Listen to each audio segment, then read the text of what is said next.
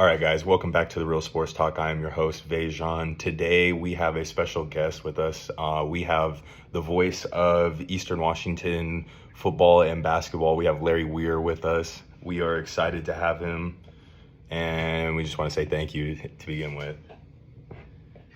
Absolutely. Happy to do this anytime. Yes, I appreciate you, Larry. All right, let's get right into it. Let's talk some Eastern football. I was looking when I was reading through it was the Spokesman Review. They said that last season was the worst season since 2005. But they were saying that this is supposed to be a redemption year for the Eastern Washington football. I seen that they were ranked 7th in the Big Sky this year, or that's what they were projected to finish. Do you think that's going to be is that a good one? Do you think we're going to see progression this year? What are you expecting out of the football team this year?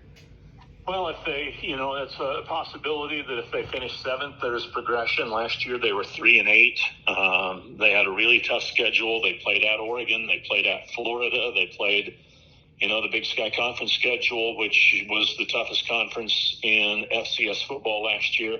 This year, they don't have the Oregon and the Florida on the schedule, but they still have a really tough schedule. Their first 5 games, 4 are against top 20 FCS teams, and then you've got Fresno State in there as well. So that's a challenging first 5 games. Back half of the schedule isn't easy, but it's easier than that. A lot of guys are back.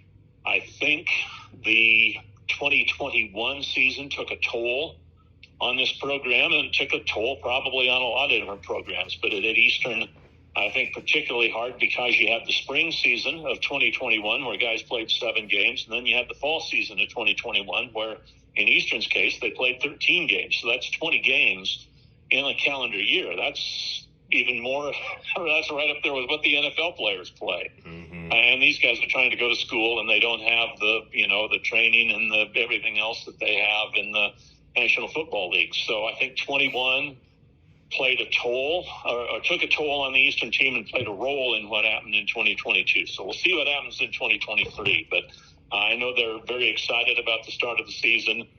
They think they're in a better place than they were going into the year last year, and we'll see if that translates to more wins than losses.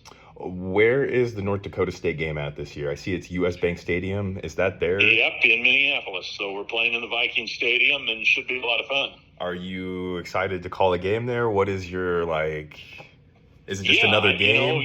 Because it's a different place. So when you're in college, this will be the 3rd NFL stadium Eastern has played in. They played in Seattle, what's now, what do they call it now? Lumen Field? Yeah. So they played there way before it was Lumen Field. In fact, I think one time it was Seahawks Stadium because they hadn't named it, or they were in between naming rights on it. So they played there a couple of times in the late 2000s and then early 2010s. They played in Vegas at the Raiders Stadium 2 years ago against UNLV, and now they're playing at the Viking Stadium this fall. So it's fun for the players, and it's fun for everybody to get a chance to see a game in an NFL stadium. It's I think Eastern was the first college game at Allegiant Stadium in Vegas. I think they were the first college game, or they will be the first college game at U.S. Bank Stadium, and they may have been the first college game in Seattle at Seahawks Stadium. I don't know that for a fact, but I don't know. WSU played there at some point in time, but I don't know if they played there before Eastern played there. I see. Okay, so I know you follow Eastern, but is Idaho are they gonna progress this year, or are they gonna take a step back? Well, I think they're, picked to be at the top of the conference, or one of the teams at the top of the conference. They returned their quarterback, who's really a good player. They returned their wide receiver, who's got a chance to win, the Walter Payton Award, which is the FCS version of the Heisman Trophy this year. They've got a really good offensive team, at least at the skill positions. We'll see what they do up front. For them, I think it'll all be up front. If their offensive line is good, if their defensive line is good, then they should be a really good team contending for a Big Sky championship, and maybe even a team contending for a national championship. And if for whatever reason they aren't very good up front, or if they sustain a critical injury, then all bets are off there. But they should have a real good chance at having an outstanding 2023. I agree. Is North Dakota for real again this year? Because I always feel like they're just good every year. They are good every year. So even when they're down, they're good. Yeah, that's just the way it is with these. They've got a ton of money. They've got all sorts of resources. They've just got a really good program in place. And even when they have a quote unquote bad team, that team's still, a top 10 team in the country. Yeah, I just feel like they're always contending. I feel like, or they're winning championships every year. Give me two players that we should be looking out for this year. Well, for Eastern, I think you've got to start at the quarterback position. Keiko Evisperis is a really talented player, but this is, his time. He's got the keys to the car at this point in time. He's not the backup. He's the guy they expect to be a starter. They expect him to be a dynamic player. So, will he live up to his billing? He's been, people have told me that he's a lot like Vernon Adams. So, can he play he doesn't have to be Vernon Adams, but can he play along those lines and give Eastern a threat running and passing the ball? So, I think Vesperis is a guy on the offensive side that is an interesting guy to watch. Defensively, they've got maybe the best cornerback in the Big Sky Conference in Marlon Jones Jr. Mm-hmm. And that whole pass defense should be really good for Eastern this year. The Eastern's deal is going to be a lot similar to Idaho. And it basically is with their defensive line. Eastern got steamrolled last year by teams running the football. Can they be better against the run this year than they were last year? That's going to be the key to their season. So I don't know if there's necessarily one guy defensively that I would look at, but what I would look at is what they do on the defensive line. If they're good enough up front to just slow down the run, they don't have to stop the run, just slow it down, then that should be the key to having a good season for Eastern. I see. Okay. We are really excited to see what Eastern does this year. I kind of want to transition maybe to the pro game just real quick. I got a couple questions maybe for the Seahawks, in that type of area.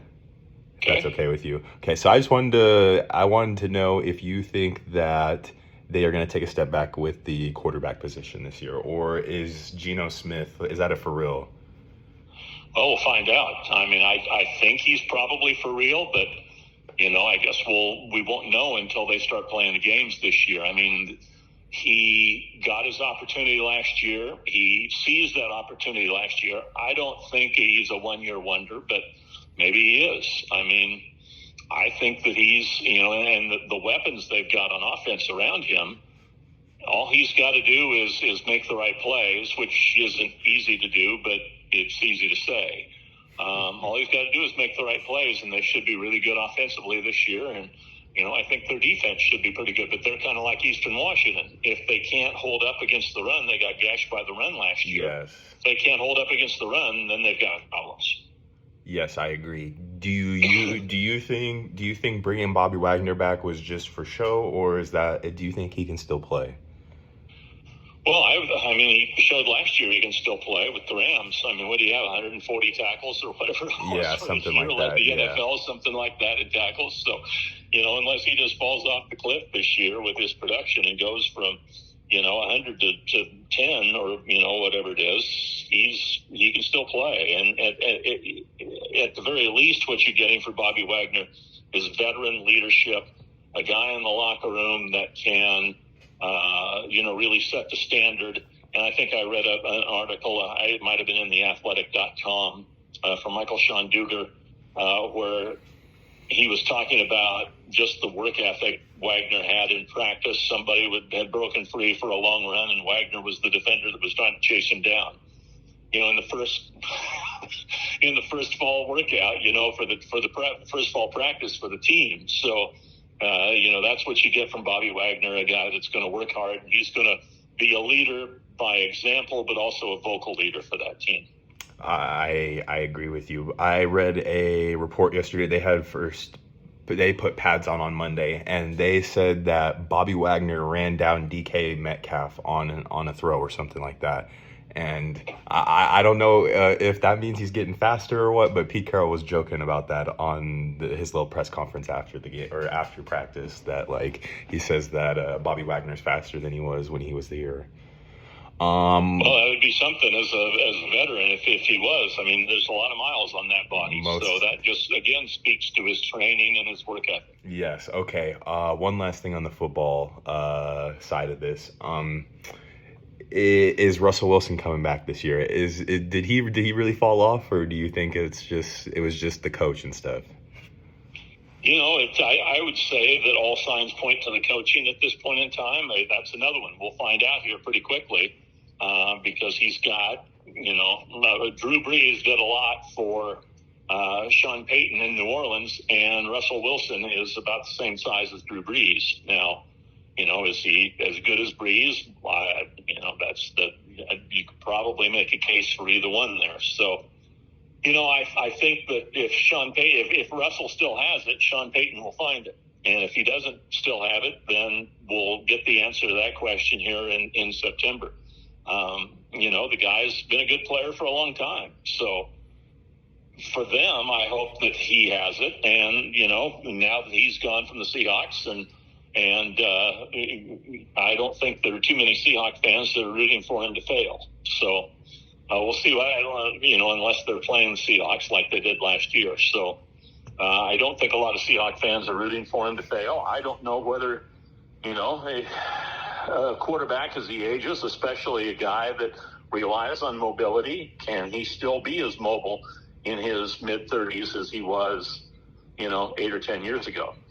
I don't know. It's going to be an interesting question. I would bet on Wilson, but I can also see a situation where he has, kind of hit his peak and he's on the downhill slide. But I think he still probably has enough that Peyton can get something out of him to where Denver will have a better year than they had last year. And Wilson will have a better year than he did last year. See, I try to tell everybody down here that I can tell. I'm like, Russell, I watched Russell Wilson for pretty much my whole growing up stage. Like, I don't think he just fell off like that. That dude's too good. He's too good. He's not no scrub. Like, and he does too much to his body. He's like on that, like, maybe like LeBron James to me, like, of like taking care of like body and like doing things like that, where he's just really into like that type. But I wanted to transition over to the Seattle Mariners real quick.